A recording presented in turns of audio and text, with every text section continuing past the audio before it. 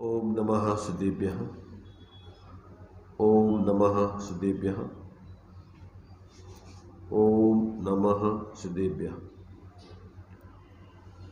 मंगलम भगवान वीरो मंगलम गौतमो गणी मंगलम कुंद कुंदात्यो जैन धर्मोस्तु मंगलम सर्वमंगल मांगल्यम सर्वकल्याणकारकं प्रधानं सर्वधर्माणां जैनं जयतो शासनं जैनं जयतो शासनं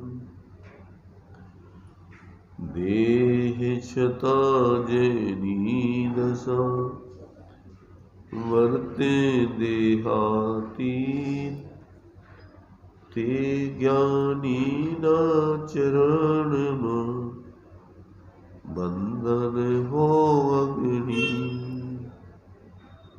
ते ज्ञानी न चरणमा बंधन हो अग्नि।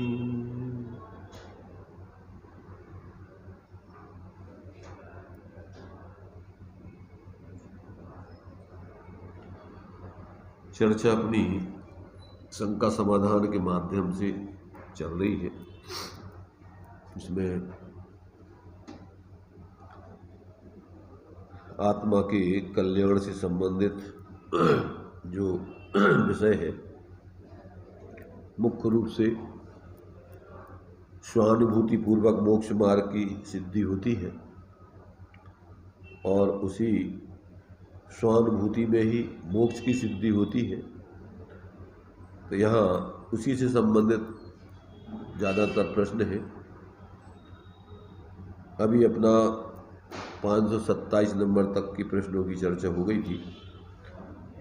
अब 528 नंबर का प्रश्न और उसके समाधान के माध्यम से अपन अब विचार क्रम से करते हैं।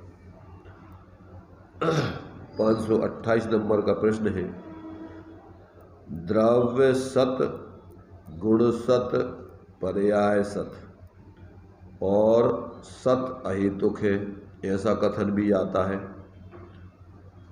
तो उसका क्या स्वरूप है, इस बात का यहाँ पर प्रश्न रखा गया है। क्या प्रश्न रखा गया? द्रव्य सत गुण सत पर्याय सत और सत अहेतुक है, ऐसा कथन आता है। तत्वार सूत्र में अपन ने सूत्र पढ़ा होगा, उत्पाद व्यय ध्रुव युक्तम सत सत द्रव्य लक्षणम अथवा गुण पर्यायवत द्रव्यम। द्रव्य को गुण पर्यायमय या उत्पाद व्यय द्रव्यात्मक त्रयात्मक द्रव्य की एक सत अथवा गुण पर्यायमय वो द्रव्य की सिद्धि की गई। अब यहाँ पर जो बात रखी गई है कि द्रव्य गुण और पर्याय, इन तीनों का अस्तित्व जो कहा गया है तो वो किस रूप में है? देखो, कथन भेदाभेद रूप में होते हैं। कभी कथन अभेद से होता है, कभी भेद से होता है। तो यहाँ पर अपने लिए भेद दृष्टि से ये कथन है। जैसे शरीर के अपन 8 अंग कहते हैं, तो उन 8 अंगों का अस्तित्व किसी अपेक्षा से अलग अलग है। हाथ अलग है, पैर अलग है, सिर अलग है, पीठ अलग है, आदि आदि जितने भी अंग हैं सब अपने अपने अस्तित्व को अलग अलग लिए हुए, परंतु ऐसा अस्तित्व नहीं है उनका कि कोई अलग अलग द्रव्य हो गए। एक ही द्रव्य में रहने वाले वो उसके अंग प्रत्यंग कहलाते हैं और उन सबको मिलाकर के फिर पूरे शरीर को कहा जाता है। ऐसे ही अपन को यहाँ पर द्रव्य गुण पर्याय तीनों की स्वतंत्रता से सिद्धि की गई सत और फिर एक सत को अहेतुक भी कहा गया। वैसे तो अहेतुक का अर्थ होता है कि इनकी संरचना, इनका स्वरूप किसी दूसरे के आश्रित नहीं है, अकारण है। ये वस्तु स्वरूप कैसा है? अकारण है, स्वभाव में तर्क नहीं होता है। तो यहाँ पर जो है ये कहते अहेतुक है, मतलब द्रव्य क्यों है, गुण क्यों है, पर्याय क्यों है, इसका कारण बताओ। तो कहते इसका क्या, वो तो वस्तु का स्वरूप है, अब उसमें कारण क्या है? स्वभाव में कोई कारण नहीं होता है। तो ये ऐसे अहेतुक है तीनों। अपन जब द्रव्य सामान और गुण विशेष, पर्याय विशेष का विचार करते हैं तो ये अपने लिए इनका अस्तित्व है स्वभाव से। अब आगे देखो, इसमें जो समाधान दिया है इसको पढ़ लेते हैं, फिर इस पे अपन को अगर समझ में नहीं आया तो विचार करेंगे। तो इसमें दिया है, मिल गया? हाँ, पढ़ेंगे जोर से। आवाज नहीं आ रही तुम्हारी, जिसकी आवाज। स्वतंत्रता बतलाते हैं कि द्रव्य गुण पर्याय सब स्वतंत्र एवं स्वतः सिद्ध है, परंतु पर्याय को द्रव्य का आश्रय नहीं है, ऐसा उसका अर्थ नहीं है। पर्याय द्रव्य के आश्रय से होती है, पर्याय भी स्वतः सिद्ध है, गुण भी स्वतः सिद्ध है और द्रव्य भी स्वतः सिद्ध है। तथापि पर्याय ऐसी स्वतंत्र नहीं है जैसा द्रव्य स्वतंत्र है। जैसा द्रव्य स्वतंत्र है वैसी पर्याय भी स्वतंत्र हो तो पर्याय भी एक स्वतंत्र द्रव्य हो जाता है, इसलिए पर्याय द्रव्याश्रित है। सुनाई दिया किसी को?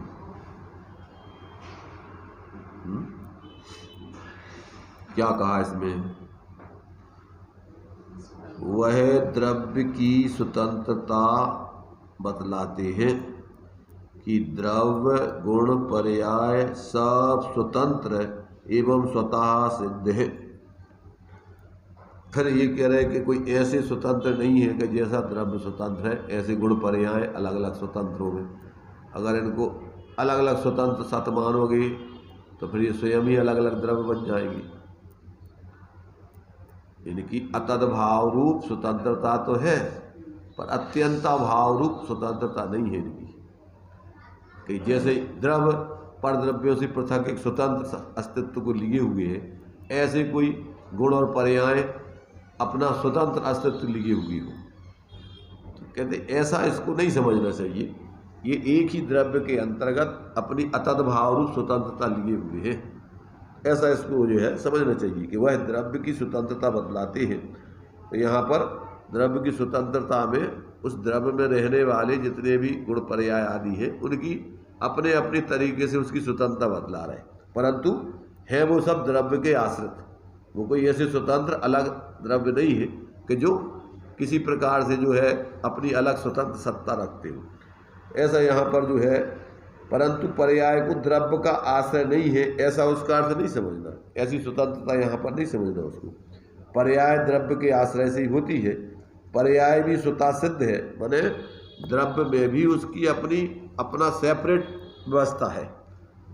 माने वो जो है पर्याय भी, चूंकि जब अपन प्रत्येक द्रव्य में रहने वाले पर्यायों की, यदि उसकी प्रत्येक पर्याय की उत्पत्ति का काल निर्धारण करते हैं तो चूंकि द्रव्य त्रिकाल है और पर्याय तो क्षणिक होती है, और पर्याय वर्तमान की वर्तमान रूप होती है एक पर्याय, और फिर क्रम से होती रहती है।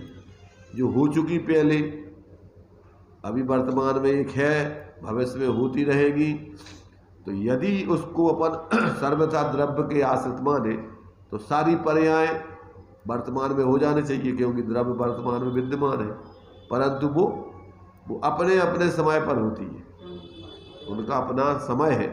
तो उनकी अपनी फिर पर्याय के होने की अपनी स्वतंत्रता है। वो कोई ऐसे द्रव्य के आश्रित नहीं है कि द्रव्य वर्तमान में है तो सारी पर्याय वर्तमान में हो जाए।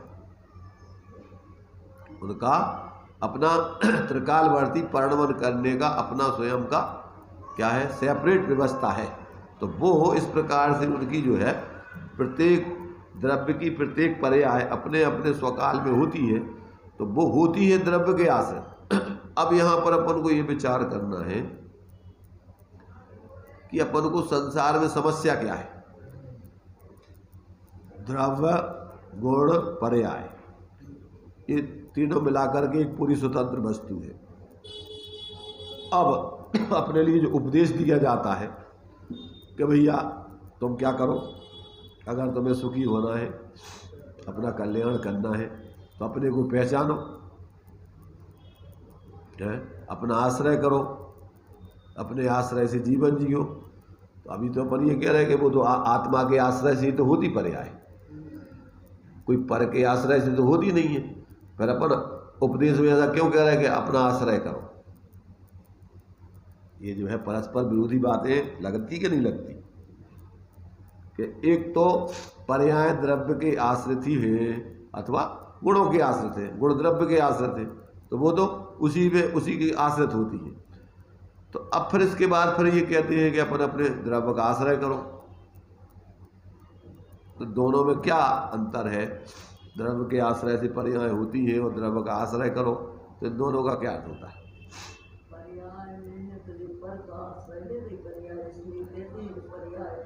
पर को आश्रय कैसे ले रही? पर को आश्रय तो ले ही नहीं सकता।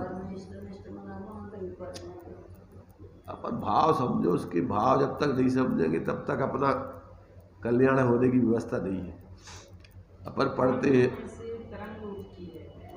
पानी समुद्र में से तरंग उठी, वो तरंग उठी तो वो पानी की है, वो पानी में ही है। हाँ, फिर ऐसे द्रव्य गुण पर्याय हुई तो अंदर से, अपनी स्वयं की तत्समय की योग्यता से हुई, अपने कारण से हुई, स्वतंत्र हुई। अरे हमारा तो प्रश्न ये है कि फिर अपने लिए कि द्रव्य का आश्रय करो, पर्याय को उपदेश काय को दिया जाता?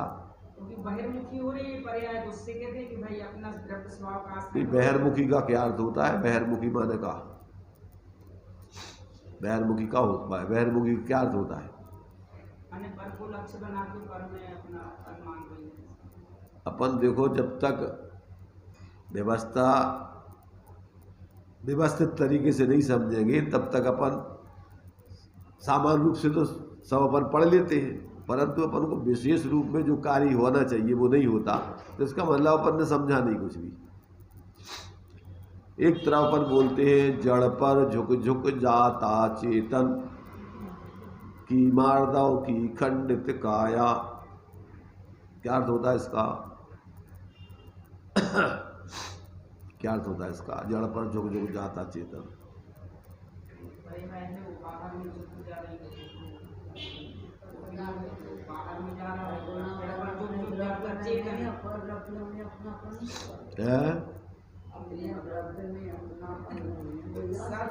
द्रव्य लक्षण द्रव्यात् द्रव्य योगा द्रव्यम और क्या है गुण पर्याय द्रव्य, वो एक दूसरे के सब एक दूसरे के आश्रित हैं और स्वतंत्र भी हैं और अपनी पर्याय अपनी योग्यता से होती है। समस्या क्या है? वो अपनी योग्यता से पर्याय होती है, द्रव्य के आश्रित पर्याय होती है, और अपने लिए अब क्या समस्या? गुण पर्याय व द्रव्यम। पर अपन को समस्या क्या है? अब समस्या तो नहीं है गजू, कोई समस्या नहीं, और बना रखी समस्या। हेलो, कोई समस्या नहीं है, बना रखी समस्या।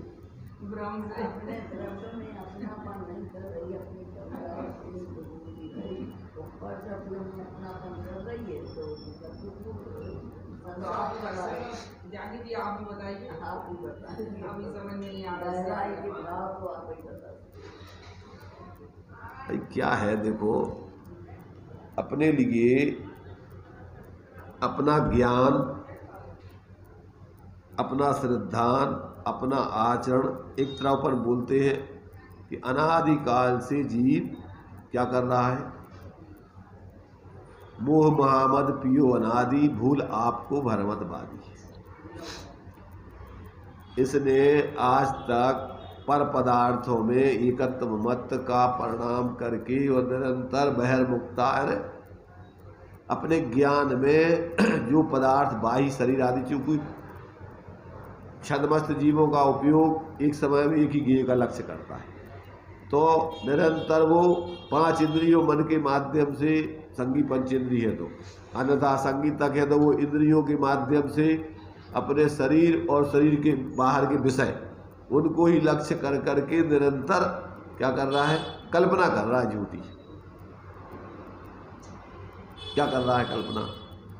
माने ज्ञान में चूंकि स्वपर प्रकाशक शक्ति है, तो ज्ञान में जो पर पदार्थ ज्ञात होते हैं, पर पदार्थ ज्ञात होते हैं का मतलब क्या, कि जैसे पर पदार्थ है वैसा ज्ञान का अपना जानने रूप परिणमन होता है। तो जानने रूप परिणमन को वो आत्मा का तो जानता नहीं है, उसमें आत्मा है ऐसा तो जानता नहीं है। उसमें ऐसे लगता है कि जैसे ये पर शरीर आदि पंचेंद्रियों के विषय आदि आ गए और फिर इनके माध्यम से ये अपन सुखी दुखी हो रहे हैं। ऐसा मानते कि जी हमारे लिए शरीर है, तो जो शरीर अपन है और ये शरीर बना रहेगा और शरीर अनुकूल रहेगा तो अपन सुखी रहेंगे, ऐसा मान करके निरंतर उसी को लक्ष्य करके कल्पनाएं करता रहता है। ज्ञान में शरीर आता नहीं, विषय आते नहीं, ज्ञान होता है और वो ज्ञान ज्ञान रूप होकर के होता है, वो कोई पर रूप होकर के पर के आकर के नहीं होता है। पर इसको ऐसे लगता है जैसे वो कुत्ते को भ्रम होता है कि जैसे हड्डी में से खून निकल रहा हो और निरंतर चबाता है, ऐसे अपन को लगता है कि जैसे अपनी सत्ता शरीर आदि की आश्रित है। इसलिए रात दिन इस शरीर में मूर्छित होकर के और इसी की पकड़ में 24 घंटे और शरीर के लाने जो अपन को चाहिए भोजन खाना पीना ये सब इन विषयों में आसक्त होकर के, तो अपन निरंतर उसको लक्ष्य कर करके उन्हीं की कल्पनाएं कर करके और अपने परिणामों को निरंतर बिगाड़ते रहते। अपन बोलते सुत परिचिदान भूदा सब बस भी काम भोग बंध कथा। काम भोग बंधन की कथा ही सुत परिचित अनुभूत है इस जीव को। अपने उस एकत्र विभक्त आत्मा का आज तक परिचय अनुभव आदि नहीं किया इसने। इसलिए क्या है कि निरंतर मिथ्या कल्पनाएं कर करके परेशान है। क्या कर रहा है, सिर्फ अपने में सिर्फ मिथ्या कल्पनाएं कर करके परेशानी भोग रहा अकेला 24 घंटे। एक क्षण को भी अपने स्वरूप का माने अभेद होकर के निर्विकल्प होकर के आनंद नहीं भोगता है। निरंतर ऐसे ज्ञान में भ्रांति करके, श्रद्धा में विपरीतता धारण करके, चारित्र में निरंतर राग द्वेष आदि करते हुए और निरंतर अपनी ताकत को निरंतर इस विकारी परिणामों के कार्यों में ही रात दिन लगा हुआ है। एक क्षण को भी इस शांति से अपने उस स्वरूप का भेद विज्ञान करके स्वरूप का अवलंबन करके शांति नहीं भोगता।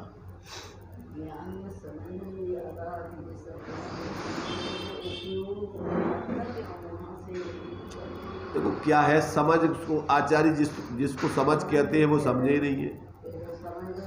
ये समझ को इसको समझ कहा ही नहीं जाता है। देखो अभी अपन जो है अपने हिसाब से जान रहे हैं, अब ज्ञानियों के हिसाब से नहीं जान रहे, शास्त्रों के हिसाब से नहीं जान रहे। अपन को अपनी तरफ से अपन मान रहे हैं कि हमें समझ में आ रहा, उसको समझ नहीं कहते आचार्य।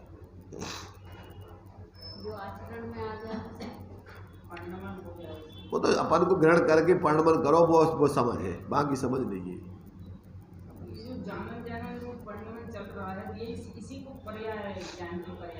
पर जानन रूप परिणमन में अपने लिए ये जानन रूप परिणमन अकेला चल का रहा है, उसमें अपने लिए घी कसाय आदि मिश्रित होकर के अपन को महसूस हो रहा नहीं। मानना तो बात की बात है। अभी अपना जानपना परलक्षी जानपना चल रहा है 24 घंटे। अभी अपना सेहत जाननपना रूप जो अपना परिणमन है उसका जाननपना नहीं हो रहा है। उसका अपन को जाननपना, जैसे स्वप्न में व्यक्ति कल्पना करके और अपने को जिस जाति का वो स्वप्न में अपने उपयोग को जोड़े है उसी रूप अपने को जान रहा है। अब उसको अपना ओरिजिनल स्वरूप पता नहीं है अभी तक। क्या जैसे स्वप्न में व्यक्ति को अब स्वप्न आ गया उसको जिस जाति का, अब वो बिल्कुल उसी स्वप्न में अपने को अनुभव कर रहा है, जबकि वो काल्पनिक स्वप्न है। क्या अनुभव कर रहा है? अभी निरंतर अपन को अपने को देह जीव को ये गिने, अभी अपने ज्ञान में इस शरीर का खाका बिल्कुल जमा हुआ है, और उसी मैं पूरे अपने आप को निरंतर अनुभव करते। थोड़ी सी यहाँ सुई चुभाओ, अब भी हाल ऐसा लगता है कि मर गए। किसको सुई चुभ गई?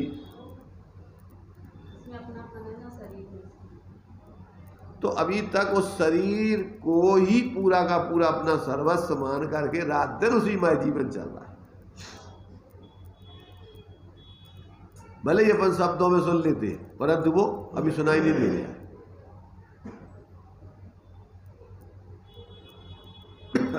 क्या ये स्थिति यहां पर इस जीव की चल रही। अब यहां तो अभी पहले तुम्हारे लिए वस्तु स्वरूप के आधार से बात बताई जा रही कि भैया देखो, तुम्हारा अस्तित्व द्रव्य का अलग है, गुणों का अलग है, पर्याय का अलग है, पर अब जीव को अपने अस्तित्व का तो अभी निखाले से अनुभव किया नहीं। अभी अपनी अमूर्तिक सत्ता है, तो अमूर्तिक सत्ता के लिए तो आपको अतीन्द्रिय ज्ञान प्रकट होगा जब अब अमूर्तिक सत्ता अनुभव में आती है। इंद्रियों के माध्यम से, मन के माध्यम से अतीन्द्रिय सत्ता अनुभव में नहीं आती है। अतीन्द्रिय आत्मा के अनुभव करने के लिए आपको अतीन्द्रिय ज्ञान चाहिए, इंद्रियातीत ज्ञान चाहिए, विकल्पातीत ज्ञान चाहिए। अब वो जब तक अपना ज्ञान इन सारे परलक्षी भावों से हटके और अपने वो सहज स्वभाव रूप नहीं ढलेगा, तब तक अपना अमूर्तिक अस्तित्व अपने अनुभव में आती नहीं। और उसमें जब अपना अस्तित्व अमूर्तिक ऐसा अपने अनुभव नहीं आता, तो उसमें रहने वाला निराकुलता, आनंद, सुख आदि वो भी अनुभव नहीं आता। वो तो जब अपन भाई इंद्रिय ज्ञान नहीं है, इंद्रिय सुख नहीं है। अब आज तक जीव को अनादिकाल से इंद्रिय ज्ञान है, इन्हीं के माध्यम से जो जाना है उसी को ही ज्ञान माना है उसने। इससे अलग हट करके अपनी अमूर्तिक सत्ता को उसने जाना ही नहीं कभी। जिस चीज को तुमने चखा नहीं हो, देखा नहीं हो, उसके बारे में तुम सोच सकते कुछ? ये बताओ। जैसे मान लीजिए तुमने शेखर जी नहीं देखा, अब तुम्हें शेखर जी के बारे में कोई कितना ही बताए, तुम तो कल्पना करोगे, तुम्हें तो उस शेखर जी का वेदन तो नहीं होगा। जब तक अपन ने शास्त्रों में पढ़ लिया, दूसरों से सुन लिया, तो काल्पनिक रूप में अपन विचार करते रहते आत्मा का। भाई जैसे अपन ने शेखर जी नहीं देखा, तो शेखर जी के बारे में तो अपने अनुभव से कैसे सोचोगे कि क्या है शेखर जी? तो दूसरों ने जो बताया तो काल्पनिक रूप में खा बनाओगे तुम। क्या अब वो कैसी शेखर जी पार्श्वनाथ की टोक होगी, कैसी जो है गणधर की टोक होगी, कैसे क्या, कहाँ तुम क्या अनुमान कैसे निर्णय करोगे? जो दूसरा बताएगा तो वो तो अपने अनुभव से बताएगा, पर तुम्हें उसका अनुभव तो हो नहीं सकता है। तुम क्या करोगे? अपन को ये करना है तो पहले शास्त्री जी से और ज्ञानी लोगों से सुनेंगे, तो कैसे अनुभव? उनके सुनने से तुम्हें अनुभव नहीं हो जाएगा। उनके सुनने से तुम्हें वहां जाने की प्रेरणा मिलती है कि वहां जाओ, तुम उसे देखो और इनके बाद में तुम्हें अनुभव होगा। तो तुम उनके जानने से कहोगे ज्ञानियों से हमें अनुभव हो जाएगा, शास्त्रों से अनुभव हो जाएगा, तो कभी तीन काल में नहीं होगा।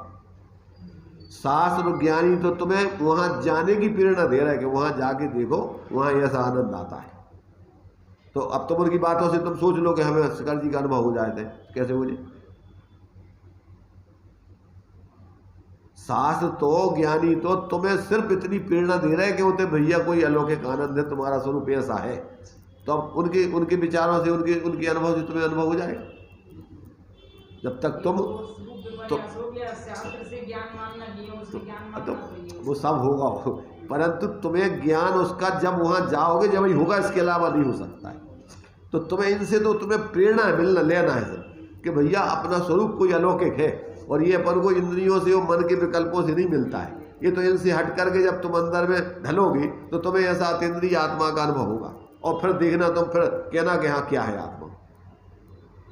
तो तुम्हें तो ये सिर्फ एक प्रेरणा मात्र दे सकते शास्त्र ज्ञानी का उपदेश तुम्हें वहां जाने की, परंतु तुम कहोगे उनसे हमें अनुभव हो जाएगा, तो ये मूर्खता का कार्यक्रम है। अभी तक अपन ने जाने का प्रयत्न कितने लोग सुन करके करते हैं, और बस उतने में संतुष्ट होकर के हमें तो होगा ज्ञान होगा। काय को ज्ञान होगा? आत्मा को ज्ञान हम जानते हैं, आत्मा जानन स्वरूप है। तो जो तो तुमने दूसरों को सुन के बोल रहे, तुम्हें जानन स्वरूप का अनुभव है,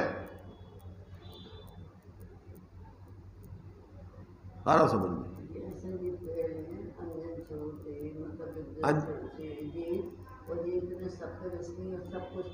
और उन्हें दीक्षा लई मतलब अरे हम ये कह रहे हैं ये सब दीक्षा लियो फलानो करो, ये सब औपचारिक कथन है। उन्हें एकदम इतना मतलब शरीर से पृथक हम ये कह रहे हैं कि उनके लाने जब पृथकता हुई, जब हुई, दीक्षा लेने से पृथकता नहीं हो जा, किसी के सुनने से पृथकता नहीं हो जा।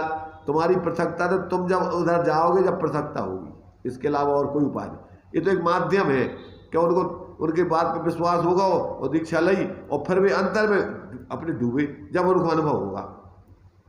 ये तो नहीं है कि दीक्षा ले लीजिए उनको कल्याण होगा, दीक्षा तो अनंत बार ले लीजिए उन्हें।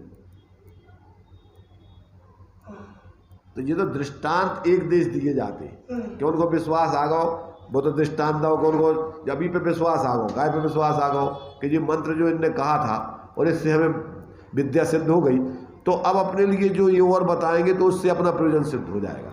और फिर उन्होंने जो है वो कार्य किया, माने उनने सब पर पदार्थों से मोह ममता हटाकर शरीर से ही पृथकता अपनी करते हुए अंदर में जब लीन हुए तो उनके लिए अंदर में अपने स्वरूप का बोध हुआ। वो शंका तो तुम्हें निमित्त बन गई बाहर को, एक कोई भी बात पे तुम्हें विश्वास आ जाए तो आगे जो कार्य कराना है उस कार्य करने की प्रेरणा मिलेगी उससे तुम्हें,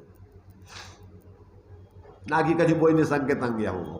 वो तो एक दृष्टांत दे दो ऊपर कि इस जब ये ऐसा सिद्ध हो गया इनका जो हमें विश्वास नहीं था, तो अब जो आगे जो बताएंगे वो भी वास्तव में उनकी बात सही होगी। विश्वास तो पूरा है, हम लोगों को पूरा है। कोई विश्वास जब तक काम नहीं हो जाए तलवार, जब विश्वास पूरा है तो तलवार से पूरी ज्योतियां काट के और फिर देखो प्रयोग करेंगे। पूरा समर्पण जो होना चाहिए। तो वही कह रहे हैं कि तुम्हारे लिए बाहर से पूरा का पूरा मोह से हटके और फिर तुम्हें अपने स्वरूप की अनुभूति करने के लाने, जैसे सोचो कि जैसे भी चंपा बहन जो है सब ससुराल बसुराल को एक तरफ रख के और आके और अपने फिर लग गए उसे पूरे प्राण पड़ से छोड़ के आ जा रहे का कछु कोई पकड़ेगा तुम्हें का जबरदस्ती अपने खुद मोह से पकड़े गलती हो गई है अब तो। अरे फिर अरे गलती मलती तो सब कहने की बात है, कोई गलती फलती नहीं होते।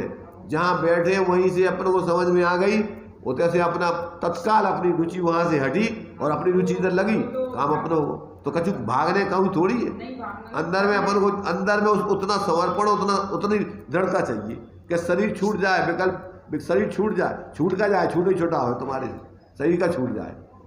आत्मा हो कछु आत्मा ने कछु ग्रहण कर रखो शरीर का कहो, तो कल्पना है तुम्हारी कि हम इस शरीर से जिंदा है। नहीं ये तो नहीं है कल्पना, 15 दिन से हम इतनी तकलीफ हो रहे थे, नहीं तकलीफ ठीक, अब वो बहुत सब कर रहे थे, नहीं समझ में आ रहा था कैसे इलाज। फिर आज मुझे जाना पड़ा, मजबूरी में जाना पड़ा डॉक्टर के यहाँ, तो वो ये हो गया ना। अब ये कह रहे देखो क्या है, अभी तो मजबूरी में डॉक्टर के यहाँ जाना पड़ा, मजबूरी में इस पर्याय से भी जाना पड़ेगा।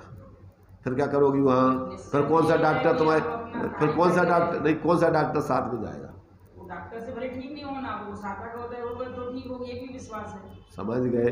अभी तुम ये बताओ कि अभी ये डॉक्टर तुम्हारी दवाई जो भी बीमारी है फलाना है, अभी पूरा संयोग और शरीर छोड़ के जाना है तुम्हें पर्याय से पर्यांतर, उस समय क्या करोगे? बेहोश होके मूर्छित होके मरता है व्यक्ति। जब शरीर में इतनी मूर्छा है, संयोगों में इतनी मूर्छा है, और जैसे ही लगता है कि अब ये छूटा तो घबराहट के मारे उसको कुछ नहीं दिखता, आंखों के सामने अंधी छा जाती है। अभी पहले शरीर से मर के, संयोगों से मर के अपने स्वभाव में जाओगे तो मरण के समय समाधि हो पाएगी। और तुम सोचो कि मरण के समय हम समाधि कर लेंगे, कभी 3 काल में नहीं हो सकता। अब ऐसे शरीर से मर करके, संयोगों से मर करके जब अंदर में जाओगे तब पहले मर जाओगे, जब जाके अंत में तुम ऐसा फिर शरीर से बिल्कुल निर्ममत होके जा सकते हो। कछु हो ही नहीं है कि अपन अलग सत्ता है अपनी, और उसमें शरीर छूटने को, संयोग छूटने को नाम सुना तो घबराहट होने लगा, तो मरे यार।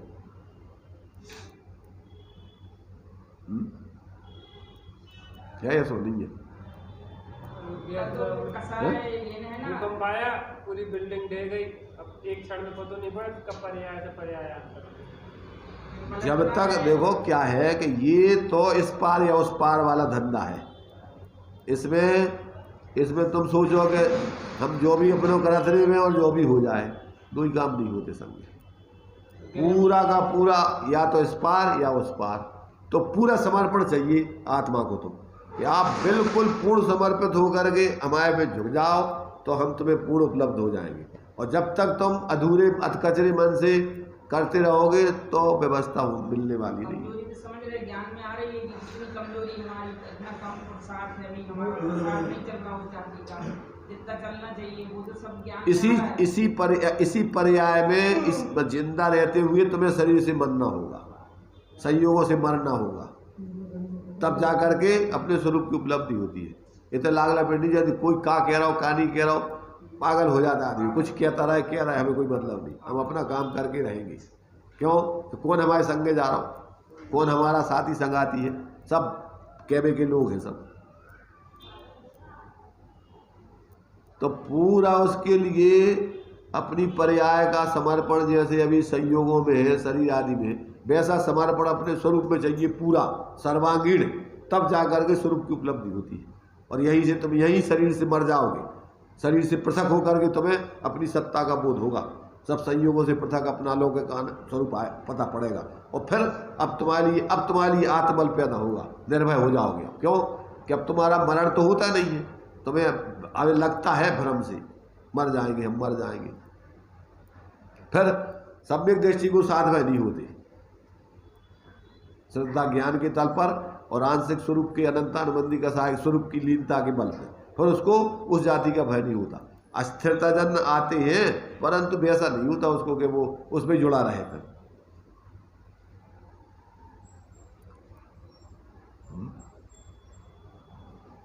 देखो, इसके लिए जात्यंतर जीवन जीने की जरूरत होती है। सिर्फ अकेले बातों से काम नहीं चलता है, सुनने से काम नहीं चलता है, दूसरों के पीछे लगे रहने से काम नहीं चलता है।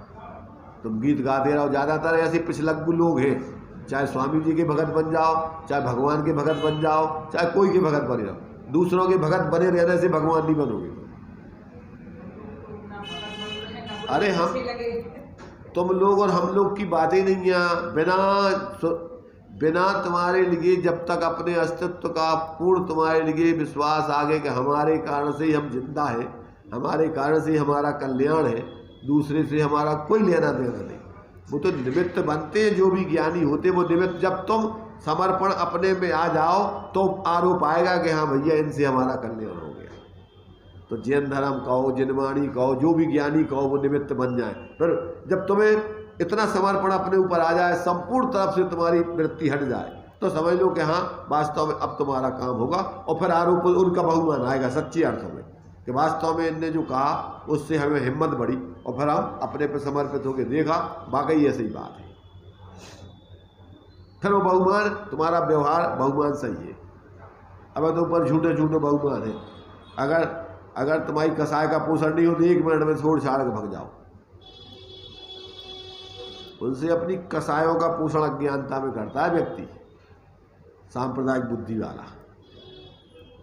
उससे उसको क्या है, भीड़ मिली रहती, भीड़ बनी रहती है, भीड़ के संग रहता है तो बल बना रहता है। चलो अपने संग इतने लोग तो हैं, और कोई काम के संग कोई है नहीं, क्या झूठा बल है उसको। ज्यादातर है वो सांप्रदायिक व्यक्ति का, जितनी ज्यादा भीड़ होगी उतना ज्यादा लगता है कि अपन बहुत बड़े धर्मात्मा है। जितने धर्म है वे भीड़ इकट्ठी करने के चक्कर में है ज्यादातर सांप्रदायिक लोग। ये सब तो हम लोगों को नहीं लगता, अकेले में अच्छा लगता है, ये करते अकेले रहने में अच्छा लगता है। अरे भाई लगता है तो अभी भूमिका आपकी पहले तो प्रारंभिक भूमिका ही है। आत्मार्थी पने का लक्षण है कि तुम आप अपनी स्वतंत्र अस्तित्व को समझ करके निर्णय करके और उसकी आराधना की तरफ तुम्हारा बल जावे, तो वो तुम्हारी प्राथमिक पात्रता है। विद्यार्थी के 5 लक्षणों में गृह त्यागी भी एक लक्षण है उसका। तुम्हें मैं घर छोड़े हुए, तुम्हारे बताई बाप को और मकान छोड़े हुए तुम्हें तकलीफ हो रही, तो तुम विद्यार्थी बन जाओ। वो तो हमें पहले प्रारंभिक पात्रता है, और छोड़ के फिर उधर रहो और उधर पढ़ाई करो, जब तुम विद्यार्थी बन पाओगे।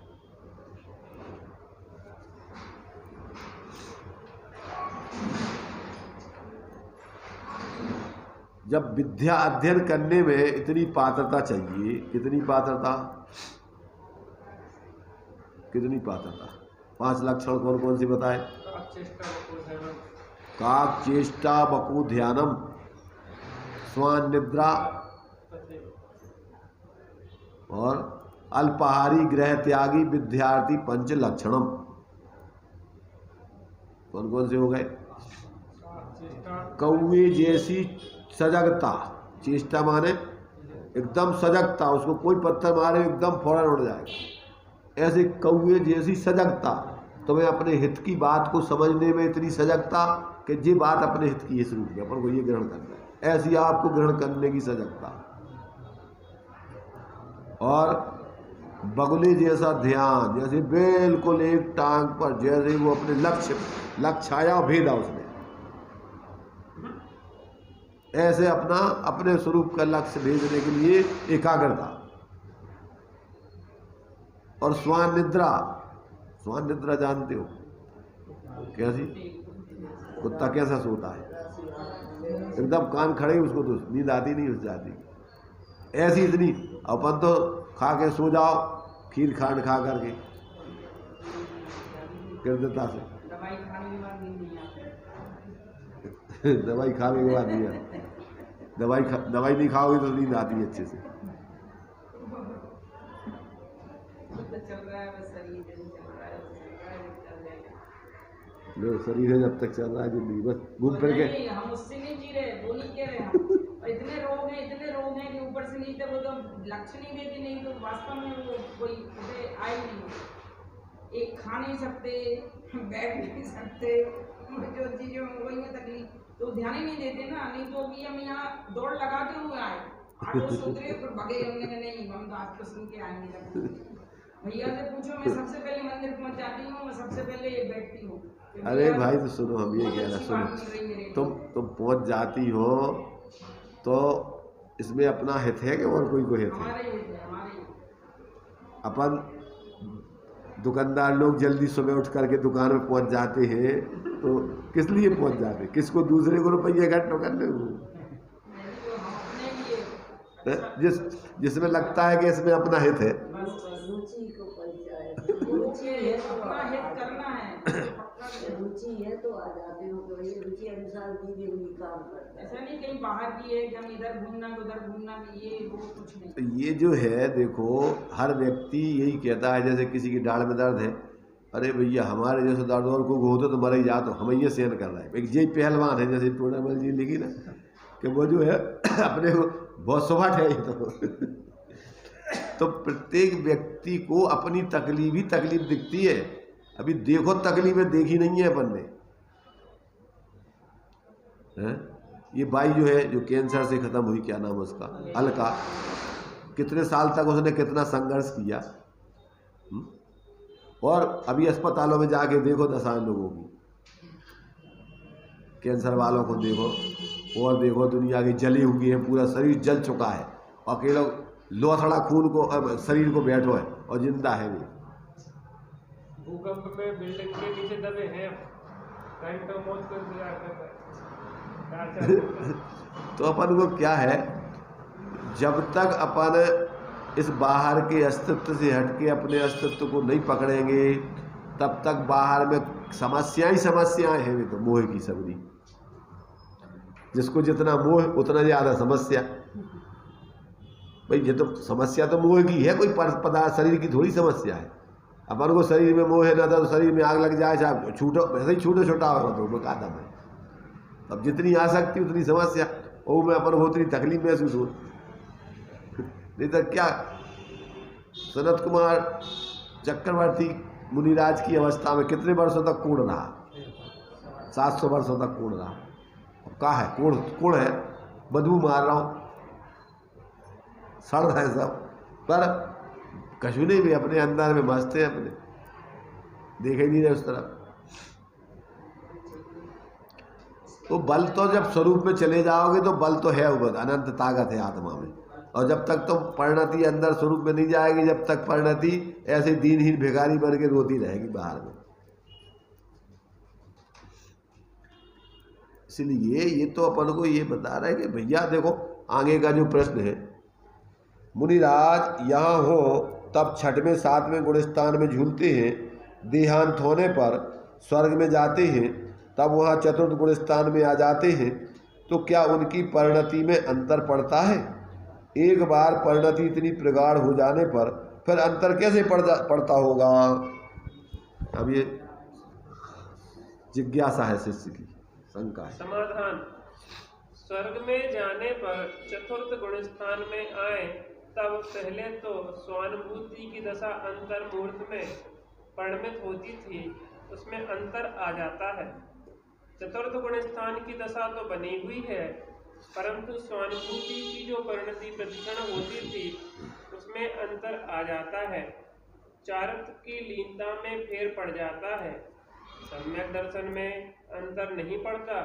द्रव्य दृष्टि जो जोरदार है उसमें फेर नहीं पड़ता, परंतु जो परिणति बारंबार स्वरूप की ओर जाती थी वह अब भीतर न जाकर बाहर में रुकने लगी। इसलिए पहले मुनि दशा में प्रगाढ़ परिणति होने पर भी अब उसमें अंतर आ जाता है। अब वे ही मुनिराज इधर छठम सप्तम गुण स्थान की भूमिका में झूल रहे और वे ही मुनिराज एक क्षण में यहाँ से जाते हैं पर्याय से पर्यांतर देव पर्याय में और तो चौथे गुण स्थान में आ जाते हैं। आत्मा वही है, परंतु पर्यायगत योग्यता ऐसा ही है। वहाँ व्याक्रियक शरीर में अब उतनी दृढ़ता पूर्वक की स्वरूप आराधना नहीं हो सकती। अब बस ज़्यादा उनकी अपने स्वरूप की प्रतीति उतनी अनुभूति बनी रह सकत, पर उतनी चारत संबंधी वीतरागता वहाँ उस पर्याय में नहीं हो सकती है। 33 सागर की आयु हो गए सर्वार सिद्धि के देव जी, तो अभी वहाँ पर बस चौथे गुण स्थान से आगे नहीं हो सकता है, अंतर पड़ जाता। यहाँ जिस ऊंचाई से वो अनुभव अपनी स्वरूप की लीनता कर रहे थे, अब वो प्रतीति तो अपने द्रव्य आत्मा की जो बनी है, श्रद्धा ज्ञान बना हुआ है, आंशिक स्वरूप की स्थिरता भी चल रही, पर वो वितरागता नहीं है अब जो यहाँ जो मुनि अवस्था में थे। तो ये पर्यायगत योग्यता का अंतर है। मुनि देव पर्याय में हम उससे ज़्यादा की साधना नहीं हो सकत, नरक में भी नहीं हो सकत, त्रियंश पर्याय में भी नहीं हो सकत। तो अब वो उसकी है उस जाति की पर्यायगत योग्यता, उस जाति की नहीं है। स्त्री पर्याय में है तो स्त्री पर्याय में पंचम गुण स्थान से ज़्यादा की साधना नहीं हो सकत। उसी पर्याय से तत्काल इतना उत्कृष्ट पुरुषार्थ जागृत करके मोक्ष चले जाए, ऐसी नहीं हो सकत। आगे के गुण स्थान पाले में इतना भी नहीं हो सकत। इतनी दृढ़ता के पूर्ण जैसे साधु बिल्कुल निशंक होकर निर्भय होकर के और शरीर से निर्ममत हो जाते, इतना भी नहीं हो सकता उनका। नग्न दिगंबर हो जाए, ऐसे निशल होकर के आराधना करें, उनमें भी उस पर्यायगत योग्यता इसी जाति की रहती है। जबकि शरीर अलग है, पर फिर भी अब उस जाति का उस पर्याय में भाव नहीं बनते ऊंचे ऊंचे बनते क्या? अंदर में सल बनी रहती, अंदर में जो उस जाति के परिणामों की ढीलापन चलता ही रहता है, शरीर के प्रति लगाव बना ही रहता है उस जाति का। तो ये जो है, ये आत्मा जबकि परद्रव्यों से भिन्न है, फिर भी पर्यायगत योग्यता से उसके जिस पर्याय में जाता है उस पर्याय संबंधी वो उसके इस प्रकार के परिणाम उससे ज़्यादा ऊंचे। हाँ, भेद विज्ञान चारों गति के संगी पंचेंद्रिय जीव कर सकते, आत्मानुभूति अनंतानुबंधी के अभाव जन उतनी वो कर सकते, परंतु और विशेष दृढ़ता पूर्वक वाला वो तुम्हारे जो शरीर का सहनन का ऐसे निमित्त नैमित्तिक संबंध। अब यहाँ हीन सहनन, तो अभी वज्र सब नाराज सहनन का जो ध्यान आदि लगा करके मोक्ष जाने की दशा वो नहीं हो सकती। जब भी कोई जीव मोक्ष जाएगा तो उसके लिए साथ में वज्र सब नाराज सहनन होगा ही होगा। इस जाति का शरीर होगा कि उस शरीर में इस जाति के ही परिणामों की उग्रता सहज बनती है। अब है व्यवस्था वो। तो ये जो है अपन को माने जब तक व्यक्ति को जो कार्य करना है उस कार्य के योग जब तक अपन कारण नहीं जुटाएंगे, उस जाति का पुरुषार्थ आदि नहीं करेंगे, तब तक अपना वो कार्य होता ही नहीं। मोक्ष होता है तो एक वज्र सहना नहीं होगा। जिसको भी मोक्ष होता है, जिनको भी मोक्ष होता है वज्र सब नाराज सहनन पूर्वक ही होता है, कोई दूसरा नहीं, एक ही शरीर। और वो सम्यक दृष्टि को वज्र सब नाराज सहनन का शरीर का ही आश्रयबंध होता है, और 5 हीन सहननों का आश्रयबंध नहीं होता उसका। वर्तमान में चूंकि सम्यक दृष्टि पैदा भी नहीं होते यहाँ, इसलिए कर्णानुयोग के आधार का भी नियम है कि सम्यक दृष्टि को हीन शयनन का बंध नहीं होता। अगर पैदा होगा तो विदेश क्षेत्रों में होगा जहाँ वज्र सवनारा शयनन के धारी जीव है, ऐसे ही उसका संबंध है। परिणामों की जैसी जिस जाति की तुम्हारी ऊंचाई है उस जाति का तुम्हारे लिए बाहर का सहचरभूत निमित्त शरीर आदि का भी मिलता है। परिणामों का संबंध निमित्त नैमित्तिक संबंध से है उसका, वो उस जाति के उसके सम्यक दृष्टि के भाव होते हैं और उस जाति के उसके आश्रय बंद होता है। जो सम्यक दृष्टि को नरक में नहीं जाता, त्रियंच गति में नहीं जाता, तुम्हारे विकलत्र आदि में तो त्रियंच आदि गति में तो जाते ही नहीं, और तुम्हारे से हीन तुम्हारे देवों में पैदा नहीं होता, देवांगना में नहीं होता, मनुष्यों में भी नपुंसक नहीं होता, स्त्री नहीं होता। माने एक सम्यक के हो जाने के बाद उसके भावों की कितनी ऊंचाई होती है। एक प्रकार से उसका एक प्रकार का इतना सारा संसार खत्म हो गया, एक अकेला उतना ही रह गया। अब कितना रह गया कि मनुष्य और देव पर्याय मिलेगी श्रेष्ठ उसको, जब तक वो रहेगा, बस इसके अलावा कुछ नहीं। मनुष्य गति में 6 शयनन हो सकते हैं, नहीं उसको तो एक ही होगा, वज्र सवनारा शयनन। सम्यक दृष्टि जब तक रहेगा तो उसको तो वज्र सवनारा शयनन नहीं, उसको दूसरा शयनन नहीं मिलेगा। शरीर भी उसके लिए सुंदर मिलेगा क्योंकि उस जाति के भाव नहीं होते विपरीत। तो ये मतलब माने अंदर से जुड़ जाने के बाद उसके भावों की कोई अलग अलग जाति का जीवन चालू हो जाता है, उसकी सोच कोई जात्यंतर हो जाती है। सामान्य मोही जीवों जैसा उसका सोच नहीं होता है, रहना पड़े मोही जीवों में अलग है, पर सोच उसका मोही जीवों जैसा नहीं होता है, उसका सोच एक अलग जाति का होता है। तो ये इन सारी बातों को अपन को जो है एक एक आत्मा का द्रव्य गुण पर्याय सब अमूर्तिक है, आत्मामय ही होते हैं वो सब, अखंड वस्तु है वो। ये तो खंड करके अपन विचार कर रहे हैं क्योंकि गुण उसकी विशेषता है, पर्याय उसकी अवस्था है। जैसे मान लो सोना है तो सोने की अवस्थाएं स्वर्णमय होती है सब, उसी से संरचना है उसकी, उसके गुण आदि भी सब स्वर्णमय होते हैं, विशेषता है उसकी, पीलापन, चिकनापन, भारीपन आदि ये सब उसकी। ऐसी आत्मा की अपने अनंत गुण है तो उसकी अपनी विशेषताएं हैं, वो सामान्य विशेष आत्मा। संसार में भी हो रहे हैं, संसार में भी यही सब काम हो रहा है, जैसे कि अच्छे गाला वकील आए तो उसको सब समझते हैं, मतलब तो वही चल रही है मोक्ष मार्ग में। मोक्ष मार्ग नहीं, माने वस्तु स्वरूप जैसा है वो तो प्रत्येक वस्तु अपने अपने स्वरूप में रहती है। तो अब अपना अपना स्वरूप जिसको समझ में आ जाए तो फिर उसको अपनी सत्ता का ही बहुमान रहता है, दूसरों की सत्ता का बहुमान नहीं आता। फिर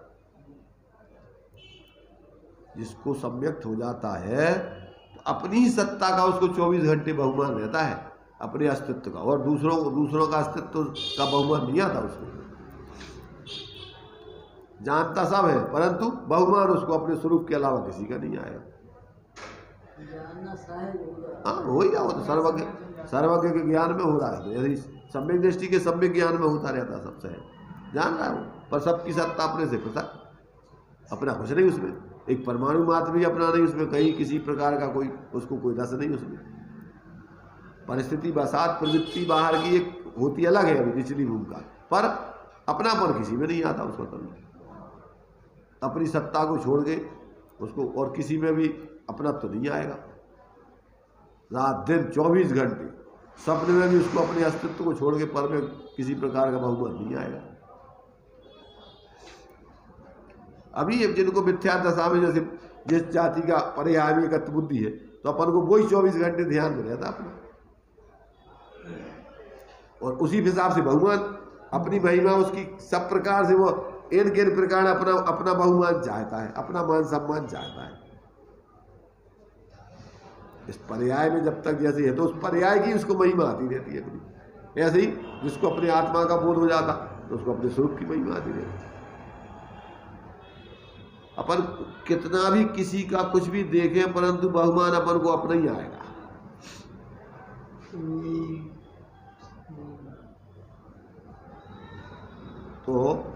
ये इन सब बातों को अपन को क्या है कि जो भी कथन किए जाते हैं वो सारे कथन अपने लिए उस प्रमाण ज्ञान में जैसा वस्तु का स्वरूप है उस वस्तु के स्वरूप को समझकर और फिर मूल में तो अपने अस्तित्व को जो है सब बाहर के पदार्थ आदि से अपने अस्तित्व का जो है उसको अलग बराबर पूरा का पूरा विवेक जागृत रहता है। किसी प्रकार पर में उसके लिए कोई एकत्वपना ममत्वपना आदि नहीं होता है। तो ये अपनी सत्ता द्रव्य गुण पर्यायात्मक है। प्रत्येक आत्मा अपने उसका अस्तित्व द्रव्य सत गुण सत पर्याय सत, परंतु ये सब अलग अलग सत नहीं पूरे, एक सत के ही अखंड सत है। वो उस अखंड सत के भेद करके अपन गुण पर्याय को अलग अलग देखते हैं। तो ये जो है जो मुनिराज है उत्कृष्ट रूप से जो है संपूर्ण पर पदार्थों से अत्यंत विरक्त हो गए हैं और वो अपने स्वरूप का यहाँ तो क्षण क्षण में जो है निर्विकल्प हो के अत्यंत आनंद भोगते हैं। आगे की पर्याय जब उनकी जो है अभी जब तक मोक्ष नहीं होगा तो फिर देव पर्याय के अलावा वैमानिक देवों के अलावा कहीं जाना नहीं उनको, वहाँ रहेंगे। समोषण आदि में उनके लिए बराबर जब तक जाने की व्यवस्था वहाँ जाएंगे और ऊपर के देवों में चले गए तो वो भी विकल्प नहीं आते। फिर उनका ही विचार तत्व विचार इतना गहराई से चलता है कि आगे जाने में पंच कल्याण को भी जाने का भाव नहीं आता उनको। हाँ द्रवलिंगी भी 9 में से ग्रेवक तक द्रवलिंगी भी जा सकते, पर अधिकांशता तो भावलिंगी ही जाते हैं।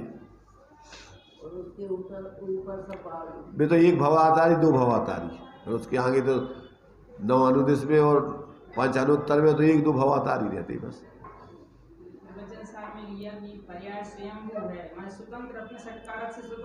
अरे वे स्वयंभू है, सब है, वे अपन क्या है यही क्या लें फिर यहाँ पर्याय को आपने उत्तर तो मिले ही नहीं पर्याय का। नहीं का उत्तर नहीं मिला। पर्याय किसको कहें पर्याय? नहीं का किसको कहे पर्याय? आपने इसमें लिया ना कि पर्याय भी स्वतः सिद्ध है और गुण भी स्वतः सिद्ध है और द्रव्य भी स्वतः सिद्ध है, तथापि पर्याय ऐसी स्वतंत्र नहीं है जैसा द्रव्य स्वतंत्र है, जैसा द्रव्य स्वतंत्र है वैसे पर्याय भी स्वतंत्र हो, तो पर्याय ही एक स्वतंत्र द्रव्य हो जाए। वही तो कह रहा है कि तुम जैसी स्वयंभू मान नहीं हो वैसी हो जाए तो अलग अस्तित्व हो जाए उसका। ऐसी स्वयंभू नहीं है वो द्रव्य का ही हिस्सा है।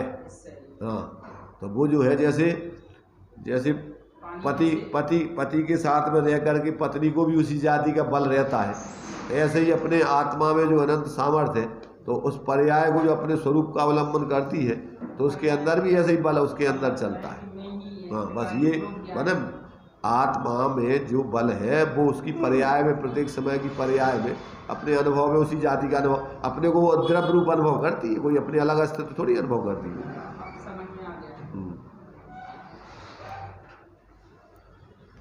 चलिए तो अपना जो है इन पे जो है अपन माने विचार आत्मार्थ के लक्ष्य से और अपना प्रयोजन साधने के लक्ष्य से अपन इन सबको पढ़े सुने समझे और जिए तो क्या है कि इससे अपना जीवन की सार्थकता हो। और अकेले खाना पूर्ति के लिए करें तो कजू नहीं है।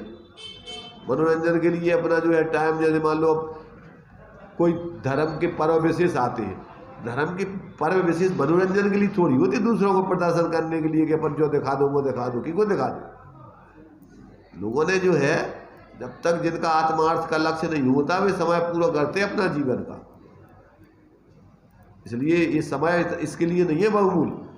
और वो सिर्फ उस विशेष पर्वों में तो लोग धर्म के मार्ग में लगे, अपने से जुड़े, इस जाति का उसको भाव व्यवहार से कदाचित आता है, अन्यथा तो तुम अपने पास अभी है का कुछ तो है नहीं है। तो पहले तो तुम अपना ठिकानो करो, और अपना ठिकानो नहीं है तो और जैसे कामों में लगो आदमी। ऐसे धर्म के नाम पे बाहर के ख्याति लाभ पूजा मान सम्मान के चक्कर में रहता है ज़्यादातर कि लोग हमें जाने विशेष हम बहुत बड़े कुछ कर रहे हैं। इससे एक प्रकार से ये सोचो कि तुम्हारी धर्म से अरुचि प्रदर्शित होती है। अगर तुम्हें अपना प्रदर्शन करने का मान सम्मान पाने का भाव धर्म के क्षेत्र में आता है तो अपात्रता तुम्हारी धर्म के बारे में है सब। और आगे जाकर के ऐसे लोगों को धर्म नहीं मिलता है। तो यहाँ तो तुम्हें अपना स्वयं का अस्तित्व और अपनी स्वयं की आराधना और अन्य जीवों को भी अपन आत्मीयता से कि भैया ये भी धर्म के मार्ग में लगे, तो ऐसा विनम्रता से भाव आता है, दम्भ नहीं होते पोषित होता है, और कोई लौकिक प्रयोजन साधने का भाव नहीं। जो अपन बोलते जो ख्याति लाभ पूजा आदि चाहे धर करे विविध जो भी करे धर्म का कार्य, वे सब मिथ्याचारित है, सब झूठा कसाय का पोषण करने वाला। तो ये जो है यहाँ पर को द्रव्य गुण पर्याय का भेदपूर्वक विचार करते हुए फिर अपने लिए इस वस्तु के अस्तित्व का जो अकारणपना है, जो उनका अपना स्वभाव अस्तित्व कोई किसी कारण से नहीं है, वो स्वतः सिद्ध है सब द्रव्य गुण पर्याय आदि। चलिए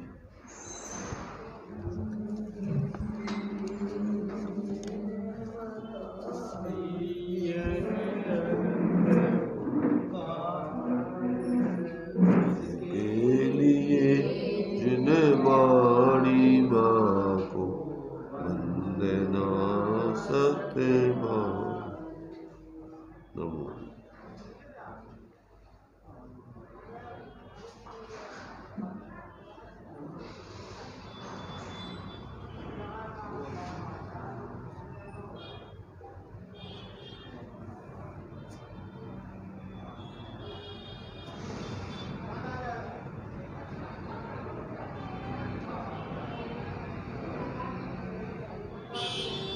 Ugh.